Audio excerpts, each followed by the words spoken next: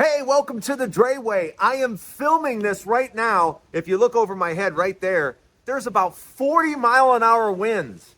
And it's cold and it's windy. So we're going to get right on with the show. We're not going to dance around. We're just going to say, hey, I'm glad you're here. Welcome to the Drayway. Let's go.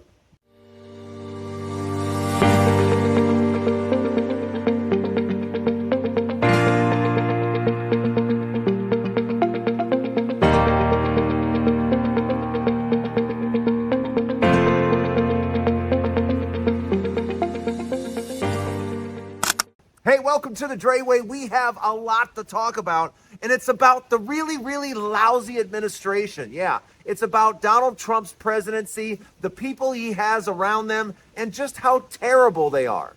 Yeah, and a perfect example of that is the Commerce Secretary, because he basically said on TV, we are going to lie about the GDP numbers, because the studies have already come out, and they're expecting the GDP to go negative 3%.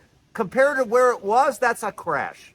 Yeah, there's no way to kind of sugarcoat this. There's no way to be nice about this. The GDP is crashing. But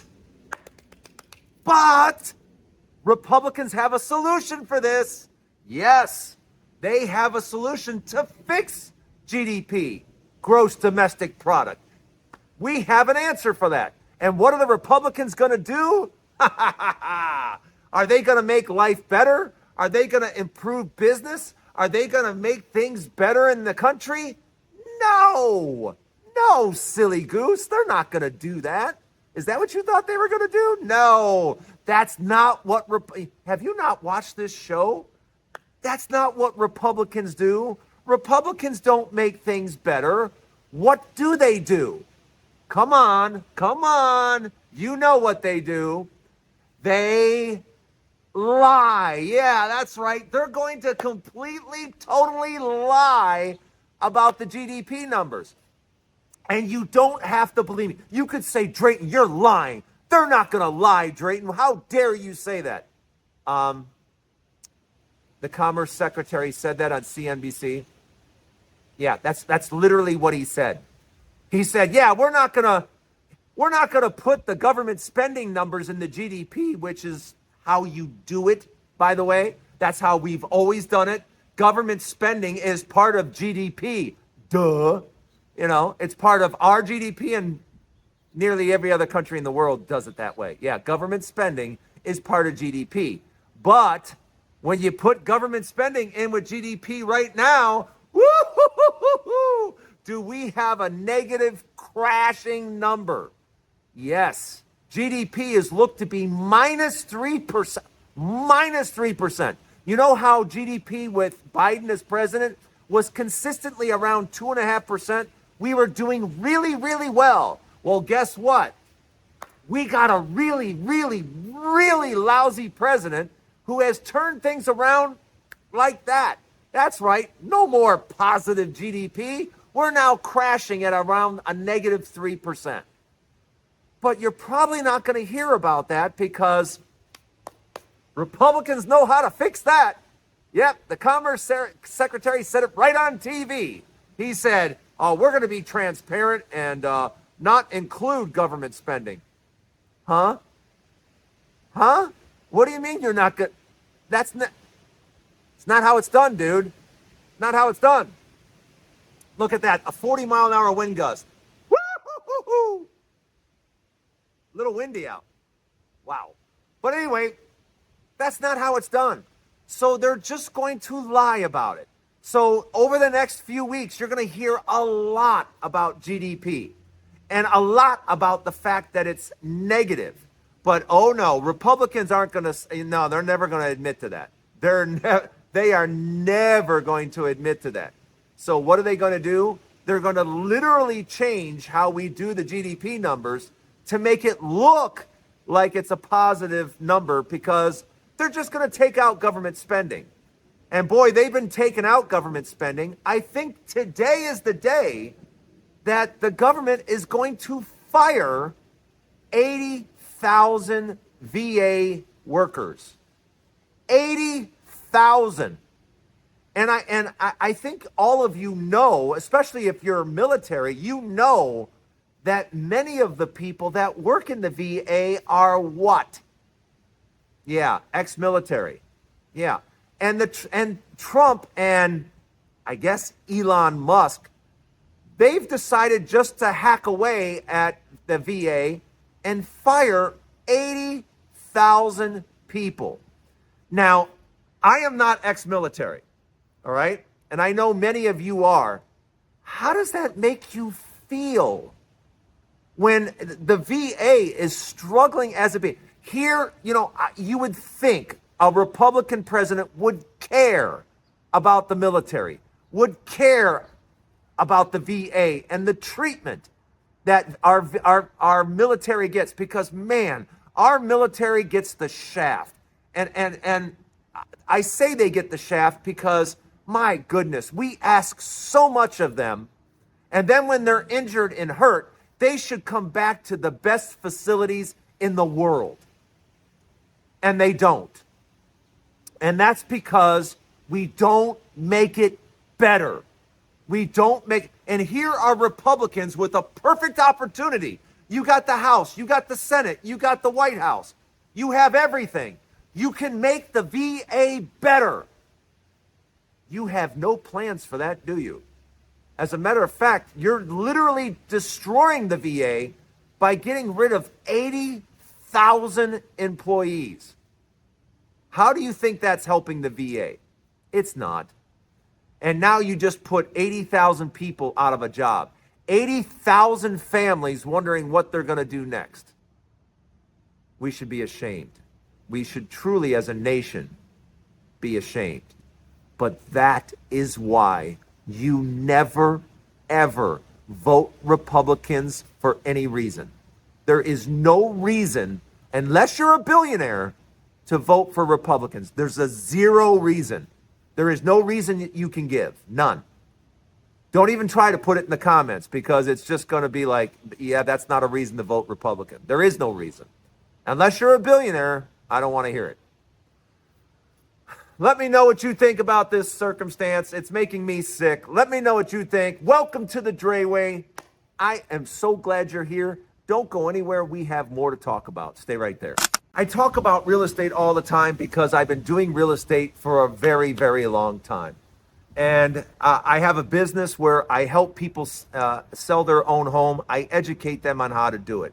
I've been doing it for a very, very long time because I simply don't believe that it's in a person's best interest to spend 6% of their value, spend $30, $40, $50, $60,000 just to have someone sell the house.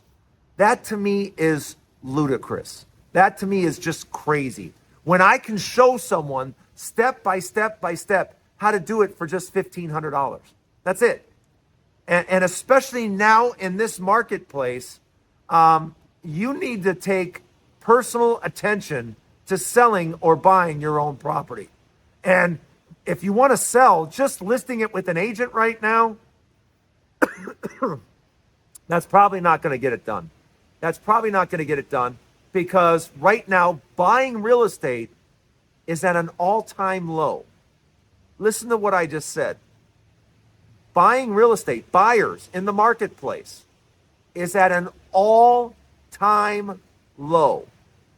So to give your house to a real estate agent, they're just going to list it. And just listing it right now is not enough. You have to know exactly what to do. And see, I've been doing this a really long time. And we help people every single day. We educate them and show them exactly the steps necessary to sell their own house, even in this market. Because let me tell you something, it ain't easy. And it's not easy because people are still buying, but it's a very small pool. And there are things that you need to know, things that you can do to increase your odds of the buyer coming to see your home. Because right now, inventory is at near record highs. I mean, inventory in Texas, soaring. Inventory in Louisiana, soaring. Florida, absolutely soaring. Same thing in Tennessee. I mean, inventory is just climbing, and it's not. Well, every month it goes up a little. It's by the week. Every week it goes higher and higher and higher. So you really got to know what you're doing. So if you need help buying or selling, please let us know. Myself and my staff will be more than happy to help you, because right now it has never been more difficult to sell. This is about as difficult as a time as it gets. And if you're a buyer, yeah, we can help you there too. We can show you exactly what to look for, how to make your offer, and how to get the very best deal. We can educate you on all of that. And that's really what you need, is the education, is the information. Because most of you are very smart people. You just need someone to help guide you and give you the information that you need. And that's what we're here for. If you have any questions, if you need any help, let me know right there in the comments. Myself or my staff will get with you. We'll be glad to help you. Again, thanks for coming to the Drayway. We are not finished. I have a final thought. Stay right there. Okay, I feel it's necessary to weigh in on something that I typically stay out of, but I like sports. Do you like sports? I mean, do you follow? I mean, I find as I get older, I follow basketball. I really like basketball. Particularly, I've been a Lakers fan my entire life because of Wilt Chamberlain. And I love the Lakers. I love to watch, basketball. I love watching LeBron James. He's from Cleveland area. I'm from Cleveland. I've been following LeBron since the beginning. The debate is over. I don't want to hear the debate anymore. I don't want to hear about who's a better basketball player, Michael Jordan or LeBron James. That's over. That's done. There is no argument that you can make for Michael Jordan to be a better basketball player than LeBron James. There's no argument that you can make. The reason being is that I'm watching a 40-year-old play all 5 positions this season. He's 40. He's in the MVP talk. And I've watched him play all 5. I've watched him play point guard, shooting guard, small forward, power forward. I watched him play center this year. I've watched him do it all. And he's 40 years old. And he's been doing it all for 22 years. No one else has been doing that. Certainly not Michael Jordan. And every time people talk about Jordan, I simply say, is Jordan a better shooter? No, it's not even close. Is he a better passer? Again, not even close. A better rebounder? Not even close. So what are we talking about?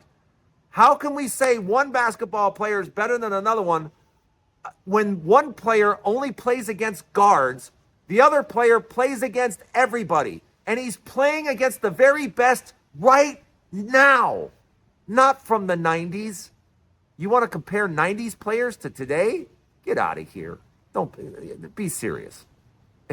All you have to do is watch the dunk contest today compared to 30 years ago. The talent is so much higher now, it's not even funny.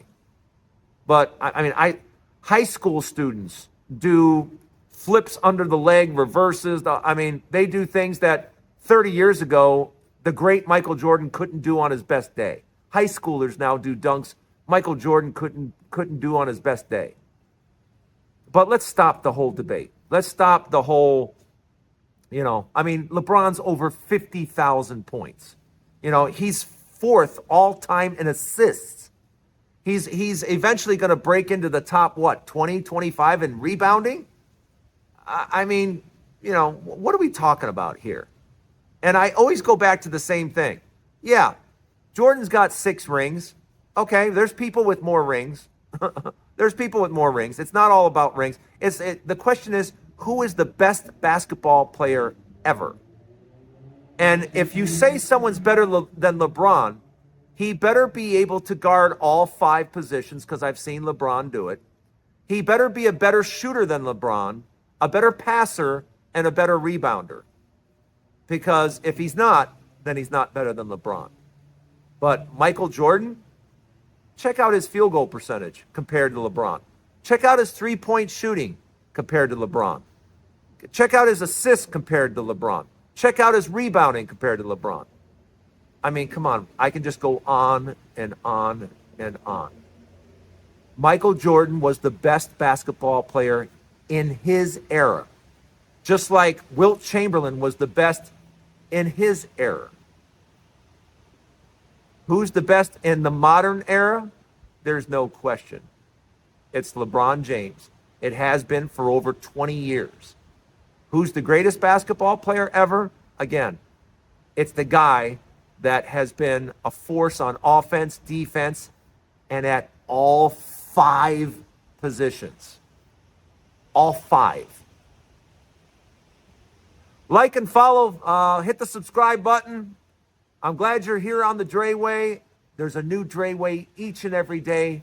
Put your comments in there. You guys always have the best comments. Put them in there. And thanks for joining me on the Drayway. I'll see you again tomorrow right here on the Drayway.